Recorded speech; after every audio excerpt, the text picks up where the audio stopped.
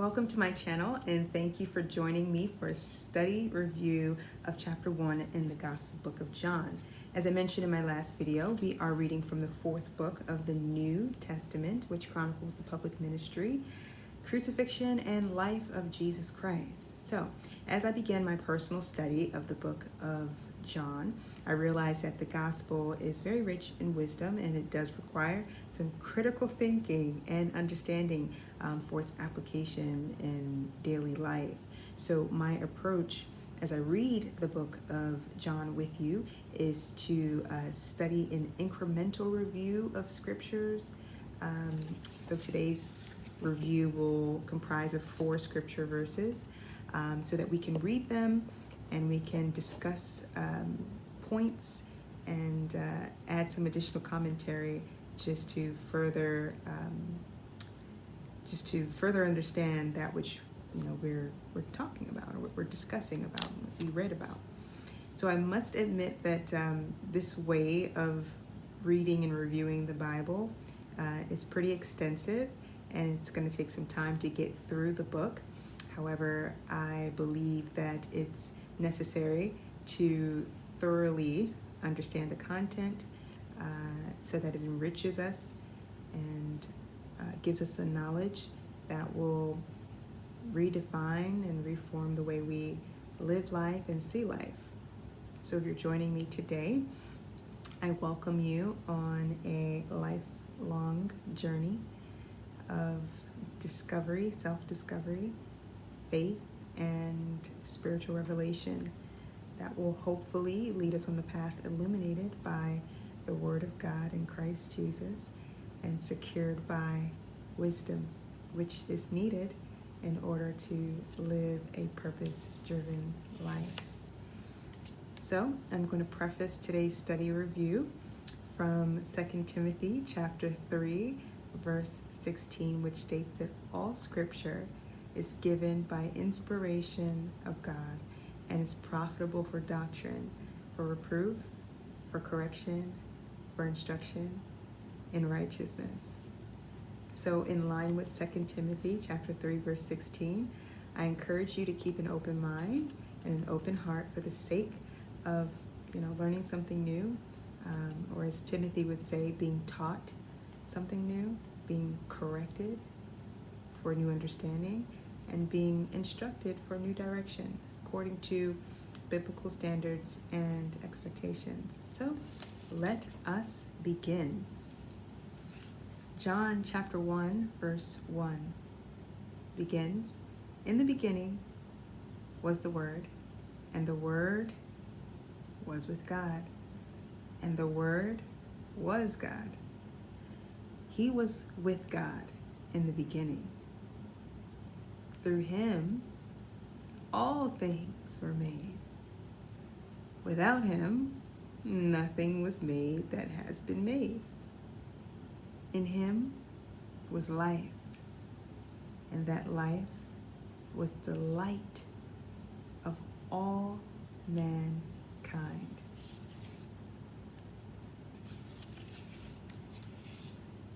Today's lesson topic, coming from those 4 verses, is titled "The Nature of God, His Word, and His Relationship to Mankind." The nature of God, His Word, and His relationship with mankind. So from those 4 verses, I've learned a lot. And to better understand what we read, I created 4 points to discuss and meditate on. My first point is that to know God is to know His Word. If you want to know God, have a relationship with Him, become more spiritual, connect with your Creator, or however you want to define having a relationship with God, the Bible, Christianity, tells us that we must begin with an understanding of God's Word. At the beginning of creation, the Word of God That is the declaration of God's intent and wisdom was necessary to create the world. In fact, verse 1 explains that not only was the Word with God, the Word is actually God Himself. God and the Word are one and the same. The Word is God. God is the Word. So the Bible makes it very clear that there's a direct relationship between God and His Word. That's the path to Him. That's the path to knowing Him. That's a path to experiencing Him, His Word. It doesn't come through chanting or divination or signs or crystal balls or palm reading or astrology or deity worship. In Christianity, to have a relationship with God is to have a relationship with His Word. So how do we have a relationship with the Word of God? How do we get to know God? Well, there are 3 ways the Bible tells us. The first way is through meditation. The second way is through listening. And the third way is through the Holy Spirit. So let's break this down and support it with biblical text. The first way, as I mentioned, is meditation. In Joshua chapter 1, verse 8, God speaks to a man named Joshua, and He instructs him before he takes a role of leadership. That is, before he takes on his life purpose and mission to lead the Israelite people to the promised land. And this is what God told Joshua. Keep this book of the law always on your lips.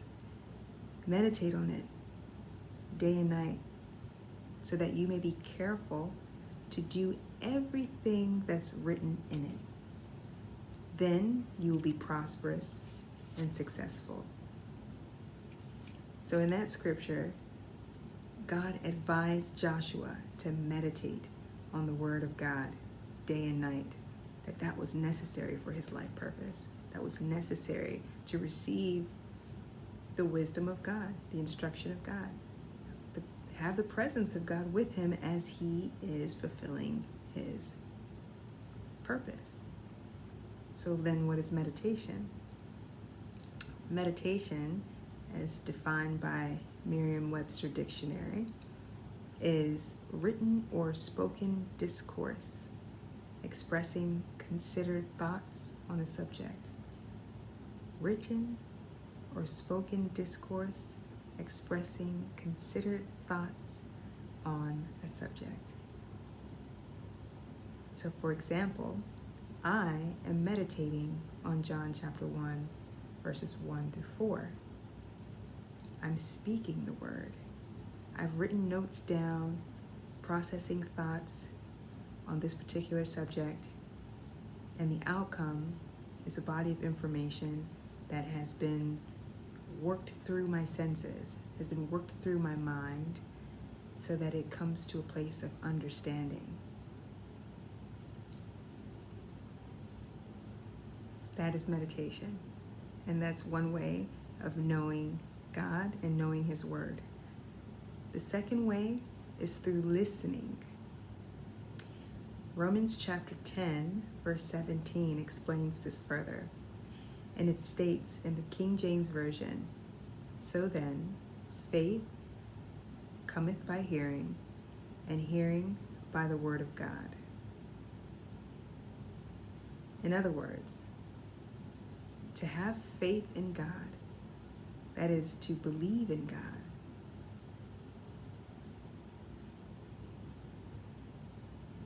you must hear His word. You have to hear it over and over and over again. Essentially, you have to flood your senses with His word. And that in itself increases your faith and belief in Him.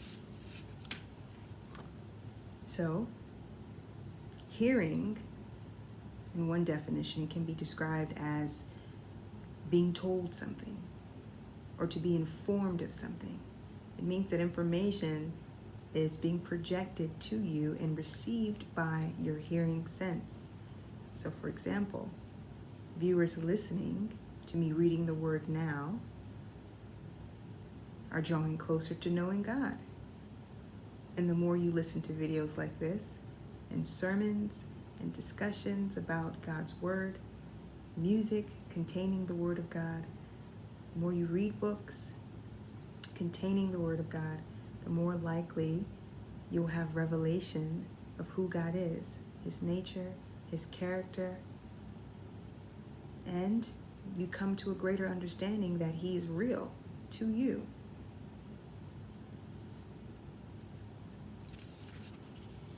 The third way of knowing God is through the Holy Spirit. And John chapter 14, verse 26 confirms this.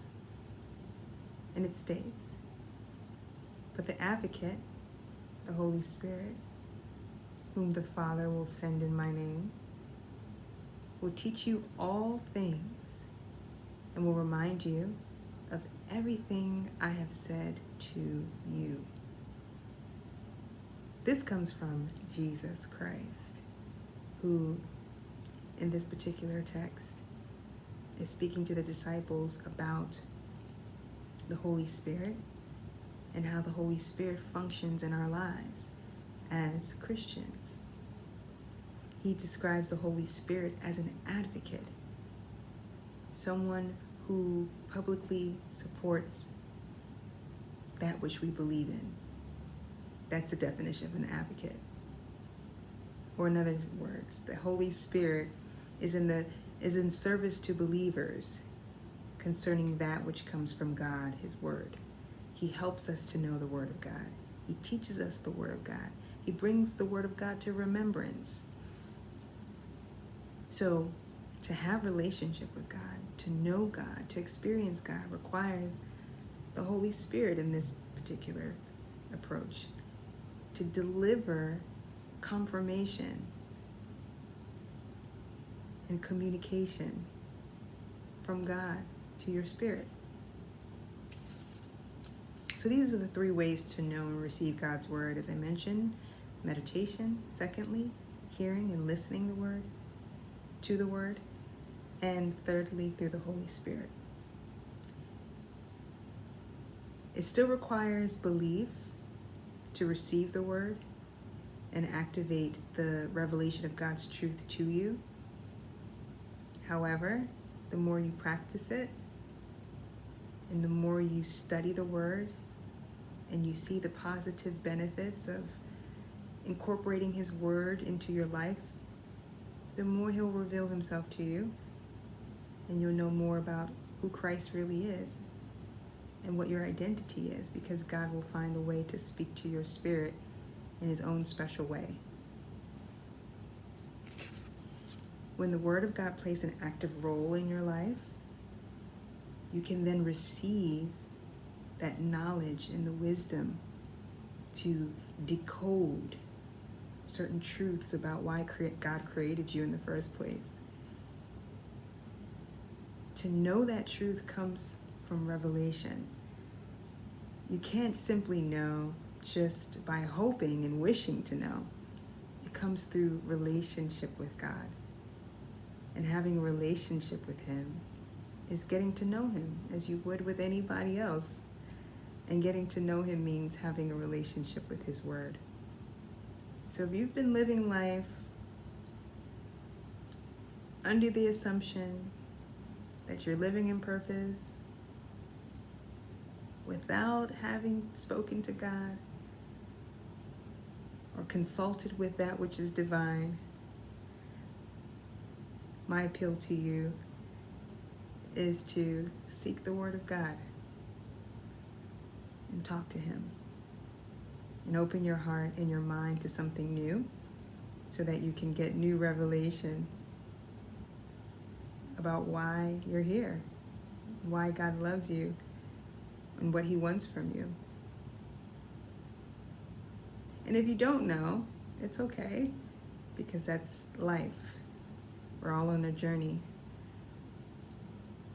But this information that I'm sharing with you is to help you along your way to discover how to relate with God and get the clarity you need to live the life that you should be living. So that was my first point. To know God is to know His Word. And I brought that point up because verse 1 tells us that the Word is God. So these are practical applications that you could use in your daily life to draw closer to God. My second point is that the Word of God, in and of itself, has power. It has the power to create life. So in verse 3 of John chapter 1, it's made clear that God's Word made everything.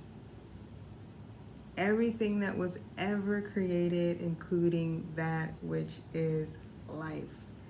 From the lips of God came His Word, and everything that we see in creation was made by His words.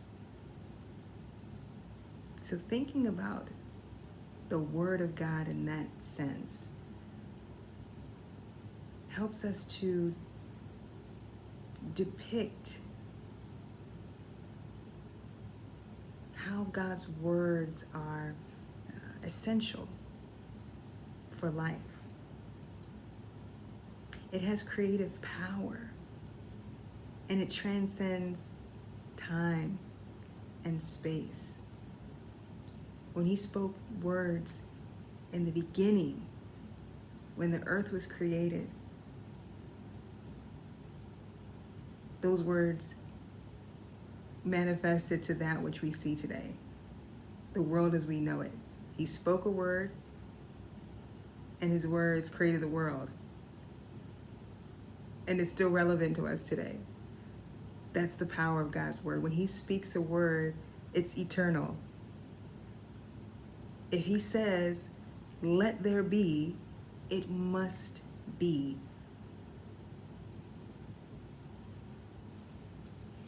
So the point I'm trying to make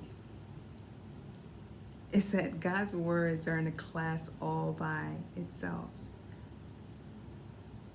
It's embedded with staying power, sustaining power, creative power, mighty power to create life.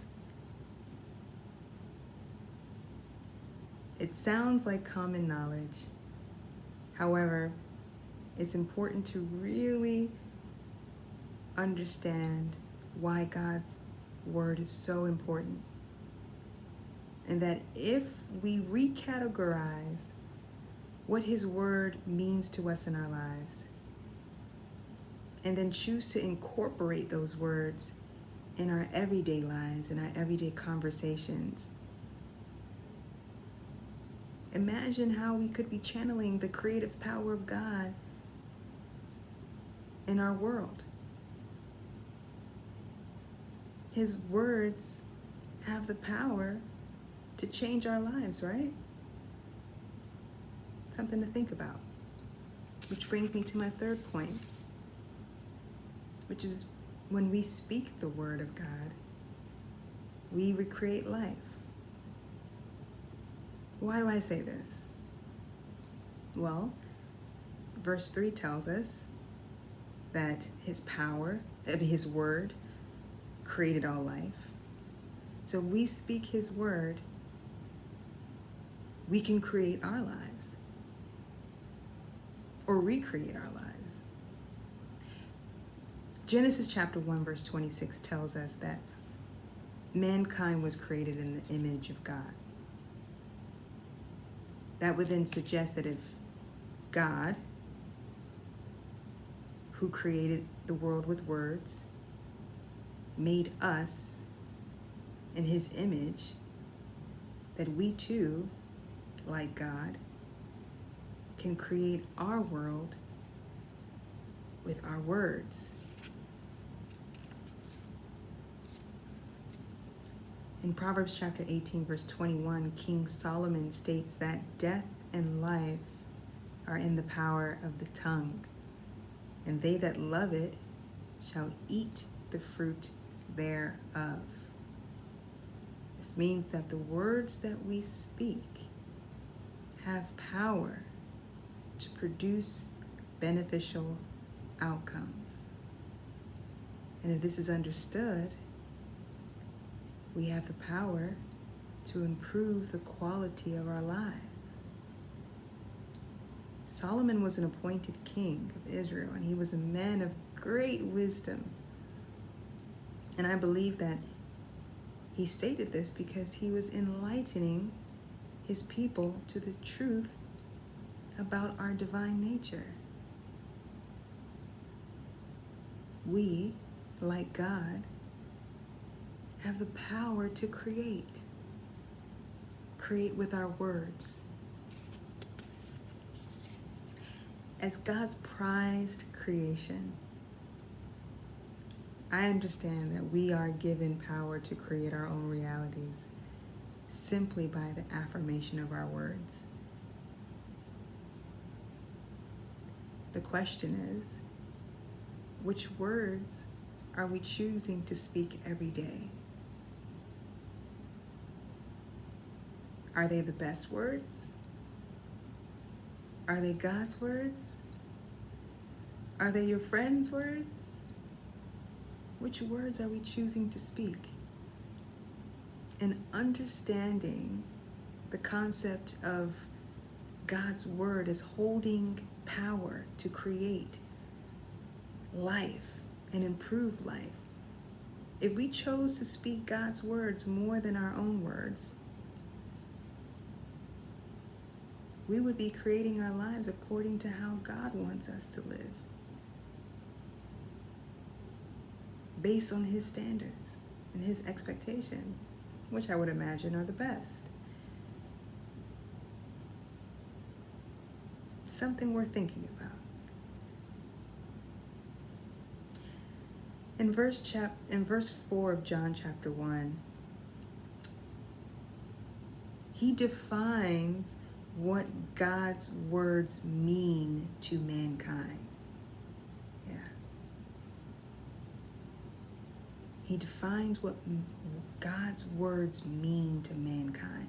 So this is the relationship of God's word to mankind. And John describes God's words as light to mankind.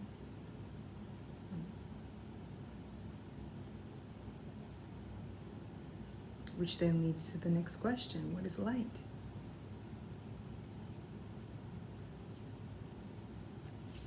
Light, my fourth point, light is a spiritual phenomenon. And in Genesis chapter 1, there's a distinction made between the light that we see with our eyes and the light that's created by God in the first day when he said, "Let there be light." In Genesis chapter 1, verses 1 to 5, God creates light.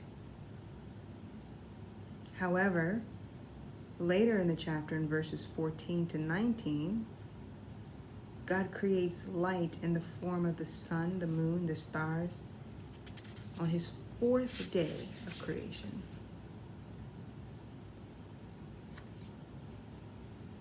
So then what is light in the beginning?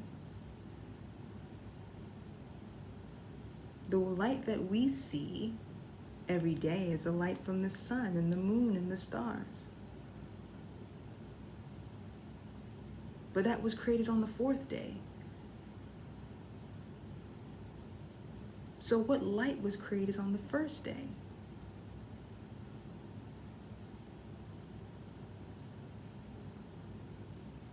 The light described in John chapter 1 is the same light that we understand to be created in the first day in Genesis chapter 1. A light that does not illuminate in the traditional sense of light, but rather a light that illuminates the very essence of life itself.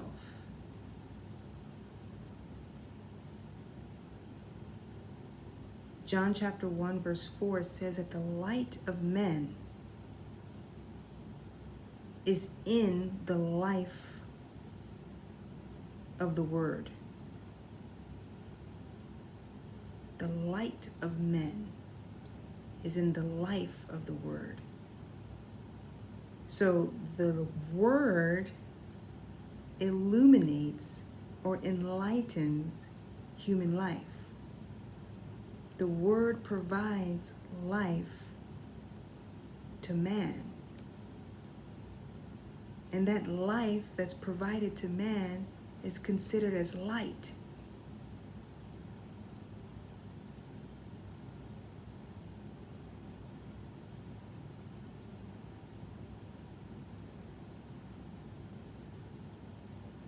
So if God's Word is God Himself, and God is a spirit, that means that His Word is spirit. But then His Word also has life, because it creates life and it gives life. So the Word of God, to me, is a spiritual, life-giving phenomenon. The Word of God is spirit and life. And Jesus confirms this in chapter 6 of John, verse 63. He says, "The words I have spoken to you, they are full of the Spirit and life." So I'm going to break this down. The Word of God is supposed to resonate with our spirit because it's spirit. And the Word of God is supposed to produce more life. We already have life, but this light produces more life. So when the Word of God is spoken to us, our spirit acknowledges it and receives life.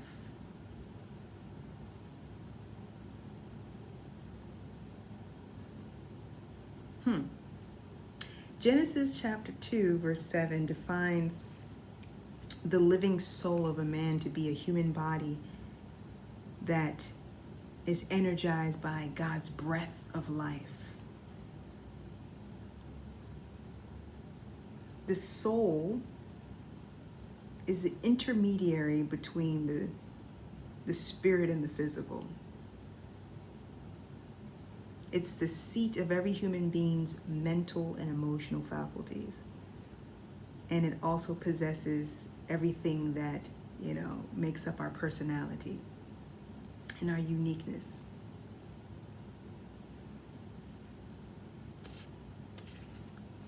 What I find interesting is that in Genesis chapter 2, verse 7, God breathes life into man's body, and He initiates life in the human being and calls it a living soul. However, in John chapter 1, verse 4, John states that the Word of God contains life that provides light. So God breathes life into man, and he becomes a living soul. That's how life begins, with the breath of God. But in the New Testament, we see that God's word, which is also God himself, provides light, a spiritual, life-giving phenomenon to mankind. So after man receives life through the breath of God, he's further empowered with life through his word, which is recognized as the soul, from the soul, as light. So the more word you receive, the more your soul recognizes light. And that in itself energizes, enlivens, encourages, uplifts the soul.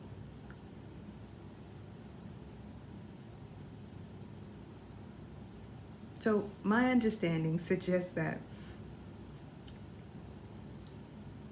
the more I incorporate God's word in my life, that is, the more I hear it, the more I speak it, the more I read it, the more I pray for the Holy Spirit to deliver the word of God to me, the more I'm presenting an opportunity for my soul to resonate with the light.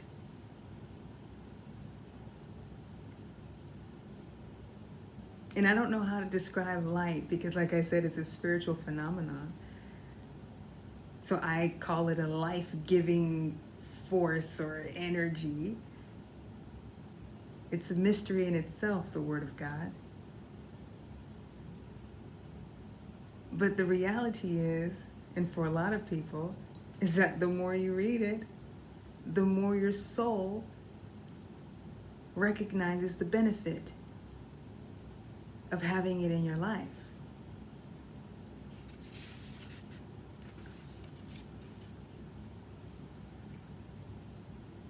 The more your soul manifests that which the word says it's going to have: joy, love, peace, health, abundance, positivity.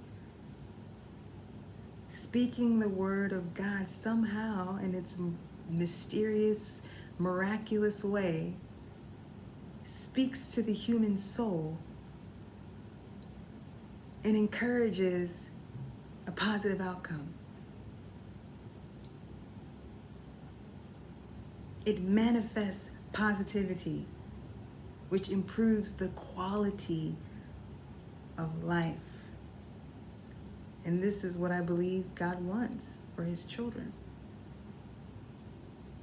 This is the relationship that we should have with the word, so that we can always know from our soul who God is, what he wants us to feel, what he wants us to think, because that's the seat of our emotions and our thoughts.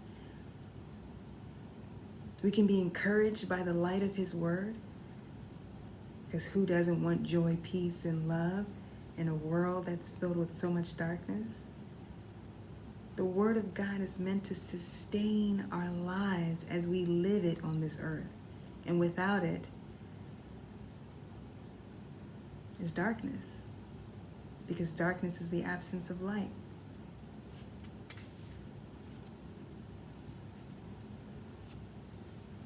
So that's the end of today's discussion. I'm stopping at the point of light as a spiritual phenomenon. And verse 5 talks about light and darkness. And it then continues into describing how Jesus Christ is the light. But I think we've spoken a lot about the nature of God and his word and the relationship that we as his creation have with his word. And that alone is a wonderful introduction of the word in our life, and just assessing the importance of of the Word. The Word of God is not like any other word. It's not like the words that you read in the leisure book. It's not like the words you hear from your friends or from your family. It is life-giving. It sustains your life. It's necessary for your soul. And that's how it's been since the foundations of the world.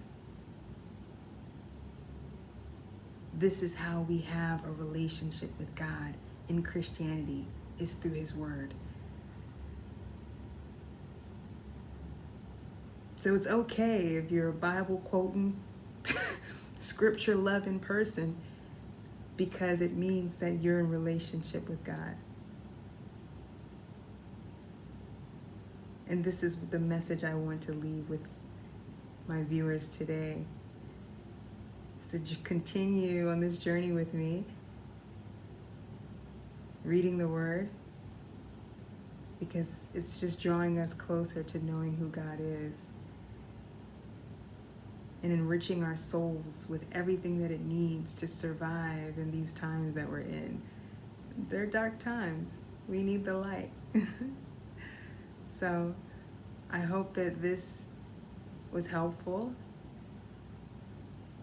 And if you have any questions or comments, definitely feel free to leave them in the comment section below.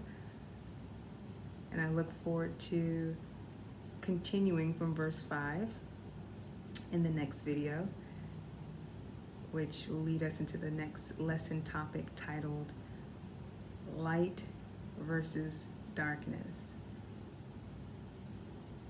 and the salvation of Christ as the light. Light versus darkness and the salvation of Christ as the light. Thank you for joining me today. Remain strong, courageous, and rise in the wisdom of the Word. I love you, and there's nothing you can do about it. Bye.